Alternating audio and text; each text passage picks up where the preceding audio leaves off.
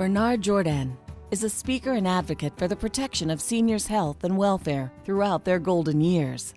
Born in South Africa, he immigrated to Canada with his family years ago. His senior years are spent volunteering his time to benefit seniors' lives and to the country he loves, Canada. My name is Bernard Jordaan, President of the United Senior Citizens of Ontario, a totally volunteer organization. And I'm married to Lois will be 25 years coming February.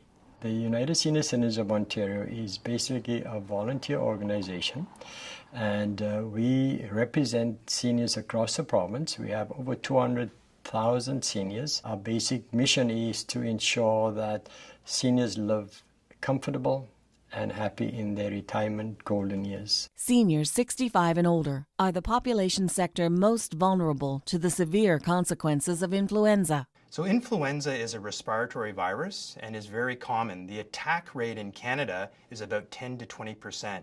And what a lot of people forget about, it's one of the top 10 killers in Canada yearly, particularly affecting seniors over the age of 65 and people with comorbidities. In the 2014-2015 influenza season, seniors accounted for 70% of hospitalizations and 90% of deaths due to influenza, otherwise known as the flu. I know for a fact that many of our members ended up in hospital with influenza, and because of the age, they don't have the energy or the stamina to fight back, and they succumb to influenza once they're hospitalized. And that is why we encourage all of our members to take advantage of the flu vaccine. Studies have shown that influenza is associated with an increased risk of heart attacks and stroke. Data from 2015-2016 influenza season showed that 41% of adults hospitalized with the flu had heart disease. What a lot of people don't realize is that when patients die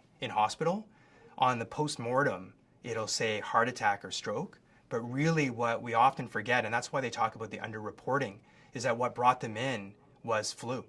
So they came in with influenza, but they never left because they got a secondary complication. I don't believe that seniors are aware that the flu or the influenza can bring about heart attacks and stroke. So an organization like ours have work to do out there to educate, because as part of our mission is to educate our members. And I feel that this is one thing where we probably have not been too active in educating our members to the effects of not obtaining the annual flu vaccine. As we age, our immune system weakens, leaving seniors more vulnerable to contracting infectious diseases like influenza. And additionally, with age, the immune responses to vaccines are diminished. Seniors do not generate a good antibody response to standard vaccine. So we are looking at different technologies to boost that immune response. And one of the strategies has been by increasing more antigen in the flu vaccine, hence the high-dose flu vaccine, which is now recommended by the National Advisory as of last season and this season as the preferred vaccine for seniors. Bernard's philosophy on a proper retirement is to stay healthy and active.